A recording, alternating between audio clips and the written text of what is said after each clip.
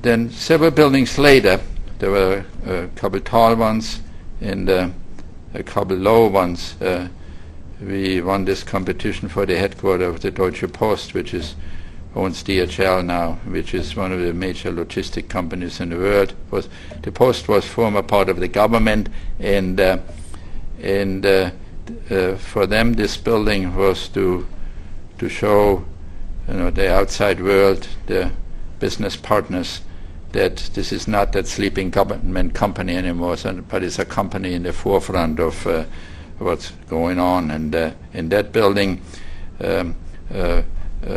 is in Bonn, in the old capital of Germany, and it's a totally kind of new typology of the building. It has a lighting system which actually changes. Yellow is the color of the post, and it changes all the sky colors, and it's obviously in a still picture very difficult to show, and it can change, and it changes actually. There's 4 different programs of the different season, because the idea of that that lighting was also to expose the different layers. In winter, when the people work, it's 3 and 4 in the afternoon. It gets dark. In summer, it gets dark there at 10 o'clock at night. So the lighting of the building and the lighting of the inside of the building creates kind of a scenario which changes from dusk to dawn, and becomes like a sign of time, like a marker in the landscape. So the plan of this building is essentially an ellipse which is cut, which is shifted to create better corner conditions, and has a 7-meter wide sky garden in the middle. There's actually 5 of them, which are about every 9 floors. And in the sky garden, there's actually elevators, glass elevators, which bring you up to the different levels. So this is a 42-story tall building, where you're always in light, where you're always in view, where you obviously see out on the ends of the building, and where you see out through that partially very transparent office spaces. The shape came really. The building is on the Rhine, on the park. It was a aerodynamic shape which lets the winds which come down from the higher terraces on the Rhine come down to the river and to the parks. And when you look at the building straight, you can look straight through it, and it exposes on one side the city, on the other side, and here you're looking towards the Rhine and towards the medium range mountains. These 2 building sides are tied together with those X's, and above those X's are those sky gardens. You can see them in those heavier lines. They go up the building, and on top of the building is actually a roof terrace, and the executive dining and boardroom facilities. This building has no cooling towers. It is totally cooled with water from the Rhine. It has a totally low energy consumptions. Like I said before, the cost of additional mechanical equipment, which is not only initial cost, but obviously a lot of running in second cost in the building, is transferred here to making an envelope which absolutely requires minimal energy demand. So this is for instance, how the building works in summer. You see it's 32 degrees outside. There's a shingled facade. The air comes in. There's sunshades there, which obviously keep the hot energy out of the building itself. And they get the hotter air already in an outer cavity up. The air inside is actually due to the cavity hotter than outside, and it gets through a device in the slab edge, put through a fan coil unit. It's a kind of a special developed unit, which in summer cools and in winter heats. When the air is in a reasonable temperature, the air gets directly through the operable windows drawn into the space, and there's no conditioning necessary. So the management system of the building decides when those flaps are open, when those flaps are closed, when the windows are open, when the air comes through the fan coil units, or whether it comes not through the fan coil units. So the building kind of breezes. It's kind of like, when you get too hot, you take your sweater or your jacket off, and or you open it up, and you get some ventilation. Because at the end, the skin of a building is nothing different than the skin we have as human beings, and our comfort very much depends how many kind of layers we put around us. So the system works then this way, that this air is drawn into these office spaces and then exhausted through the corridors. It's still not bad air, and it conditions the sky gardens, and then it gets thrown out of the sky gardens or recirculated.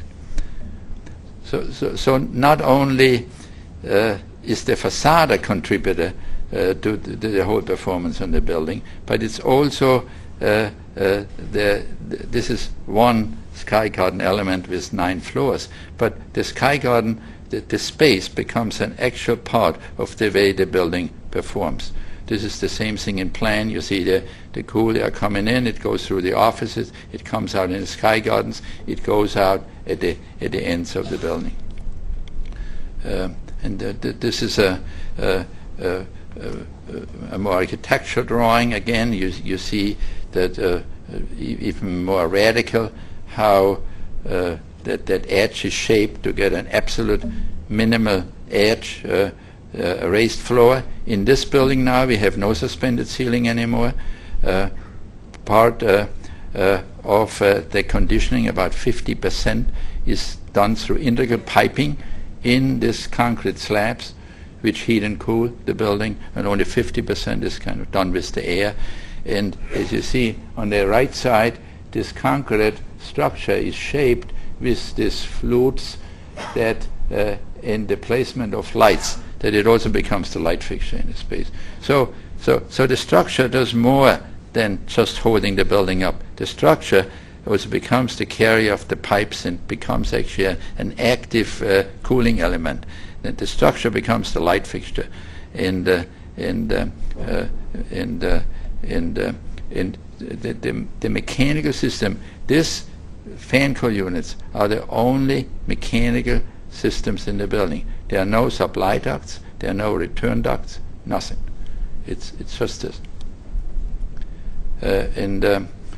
So this on the left, this is kind of the conventional energy consumption of a building. Again, I can't explain this all, which is about 230 kilowatt hour per square meter per year. This was the goal, and after the first year, which was about 50% reduction, we were about at 35%, keeping in mind that a building like this and takes quite a while before it runs perfect. We also found that actually, and this shows you again that you have to be realistic about what you can achieve in the design. That the demand for instance, of office equipment, which is not controllable by the architect, was a lot higher than we originally were in the design assumptions. So just then illustrating this on some pictures of the building. you see a view of the building. Right is the south side. The south side is shingled. The north side is actually not shingled. On the south side, obviously, you got the sun. You need more ventilation through that cavity to not heat it up too much. On the north side, in a lot of times of the year, you actually want that heating up. Becomes an insulating layer. So it's a perfect example of how the aesthetic is kind of driven by those decisions. And when you look close, you see some of those flaps open, and some of these pictures were done before the building really operated. Normally, obviously, they're all open or they're all closed. And this is the straight wall. And this is a look into that cavity wall on a sky garden level. On a sky garden level, there's always a separation of that airspace. Otherwise, it's not controllable. There were specialists in not just wind tunnel experts, but in aerodynamics brought to the team to really predict how the air would flow in the space. This is with the sunshades down. This is with the sunshades up.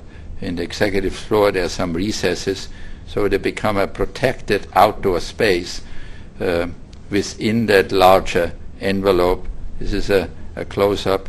So this is like machine design. The way those flaps open. This is another close-up of it. And then just is the lobby of the building. Glass floors which are lit. The sky garden floors are glass floors. Obviously, there had to be special tests made to get this approved. Obviously, a building like this takes a client who wants this. This is not an architect convincing somebody. This is what you got to do. Actually, the client sometimes challenged us, in a way, and because a lot of this is a lot of hard work, sometimes pain, and probably costs a little bit more, But this is the sky garden. This is the elevator lobby. This is a view out towards the Rhine. You see that this was a very intelligent system with horizontal gird, very thin wind needles which were just a couple centimeters thick, very thin, in this case, metal mullions out of stainless steel. Actually, they were originally thought of being titanium, but that the Deutsche Post didn't pay for, because there was only one guy who could make it, and here view towards the city. This drive for kind of dematerialization, transparency, went then this far of breaking down that kind of oppressive German system of individual cellular offices. They're all glass. They're mostly clear glass. In between the offices, they have certain translucent areas. Here you see very well how those light coffers work. And this is the top of the building, which has that view in the boardroom, a wood deck and screen wall, which obviously protects the space from the wind.